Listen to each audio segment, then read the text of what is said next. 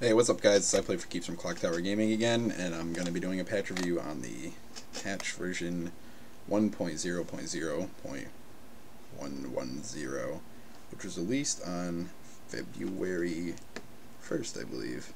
Yeah, February 1st. So it's a pretty nice patch. I like a lot of the changes. New champion, Karma, the Enlightened one. She's a new support champion that uses a new system called Mantra.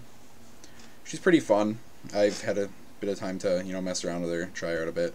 I really enjoy her. She supports really well with her shield, and as well as her heals, movement speed buff. Basically everything she does supports, but as well as supporting, it also gives out a nice amount of damage. So it's really nice to be able to support and hold your own if, say, you get some of your team gets picked off. There's a team fight, and you're last alive against someone with low HP. Most support champions can't really do much. So it's really nice. And then some other big changes in here. There's a big Renekton remake. Not really a remake, he got a lot of stuff buffed.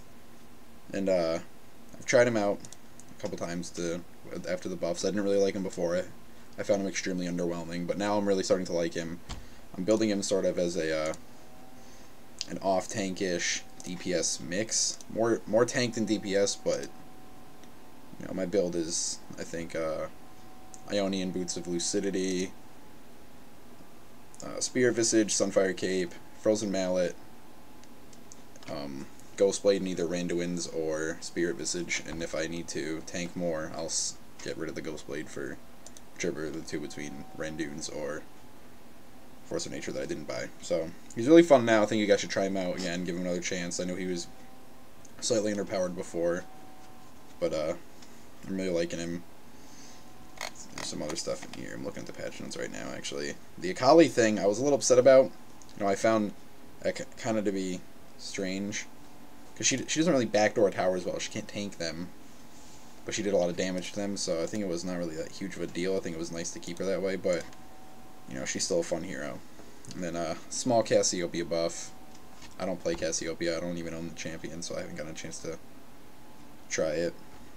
Small Galio buff that didn't actually make much sense to me since nobody even uses him anymore. I think he kind of needs to be buffed more so that he doesn't focus around his ultimate, which is really what has been wrong with him. He's focused so much on one ability that it was so powerful that now he got it nerfed. And now that ability's nerfed, he has nothing else to bring to the table. Then Katarina. I played against a Katarina actually since the early game buffed her ult, and she is just devastating now. She has the ult for early game, and then the better scaling on her Bouncing Blade and Shunpo to secure her some late game kills. So she's really in a good spot right now. I think that she should stay like this for a while. Maybe a tweak here or there, but right now I think she's in a really great spot, and I'm happy that Riot finally kind of resolved the issues that were going on with Katarina. Then let's see, Mordekaiser got his shield generation increased once again. He's just jumping up and down from nerf to buff, nerf, buff. I think they should kind of just leave him alone now. I think he's at where they want him to be. He's not extremely devastating in lane like he was at one point. He's not, impossible to lane as solo like he was after they nerfed him. He's kind of in the middle. I think that's where should keep him right now. I think that his ult might deserve a small buff, because I don't like having to use his ult to basically kill steal somebody, which isn't a term I like to throw around in a game anyway, but I shouldn't have to, use this ult properly to kill somebody that I shouldn't have gotten the kill for anyway, because it just creates a lot of drama in any game. That's just how it is. There wasn't a lot of things I was actually upset about with this patch. The only thing I was upset about was the Rammus Powerball nerf. I don't know what Riot was thinking when they thought, hey, what's wrong with Rammus? His Powerball is really overpowered. No, his Powerball's fine. That was the only ability that was fine, other than Tremors. It's his taunt and his defensive ball curl that make him such a devastating tank. A 3-second disable on a 12-second cooldown, that's ridiculous. And especially since it's a disable that lets you pull them towards your team or whatever you want to do with it, and then you can, activate defensive ball curl so that they sit there and take damage while disabled for 3 seconds. It's kind of ridiculous.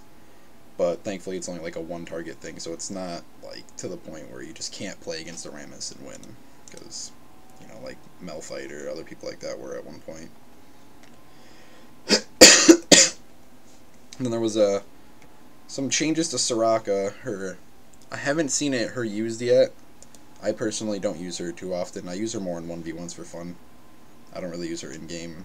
I think that she's outshined by Jaina or Karma in support, in the support area. Even maybe Lux even. She's got some great support too. But I think I'm going to try it out and see what happens. Being able to give someone a nice little 80 armor buff can be pretty useful. I mean, if it's only for 4 seconds, but you gotta just time it right, I guess. Then there was the little Teemo change, which I think is really, it's great for Teemo, but it annoys me. Like, it's one of those buffs, you're like, yay, when you play him, but when you're against it, you're just like, oh, this sucks, because I'm having people that aren't realizing that when he activates it, he can't get it taken off of him for those 4 seconds, so they kind of just chase a Teemo, thinking that if they hit him with something, it's gonna stop him. And it's getting very frustrating. And there's, you know, the Vlad nerf. It was a slight nerf to his pool, which is great.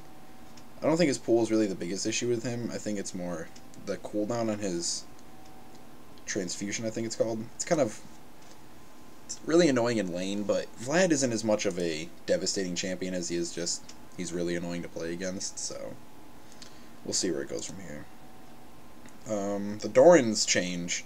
I really liked the Doran's change, because I was sick of people just doing the generic Doran's item, health potion. Like, people need to put some diversity in their builds, and I think that's what this is going to cause, and it's great that people can't just kind of have an impossible to get harassed or killed lane because they're sitting there with 900 health and a health potion at level 2. And there was a little rally changes, but that doesn't really matter, because rally isn't that big of a deal, because nobody uses it anyway. The only people I've seen use it successfully are Taric players. Then there's the last thing I want to talk about is the mana regen change on runes and masteries. I've heard so many people complaining that they spend all of this money on mana regen runes and now it's wasted. It's not wasted.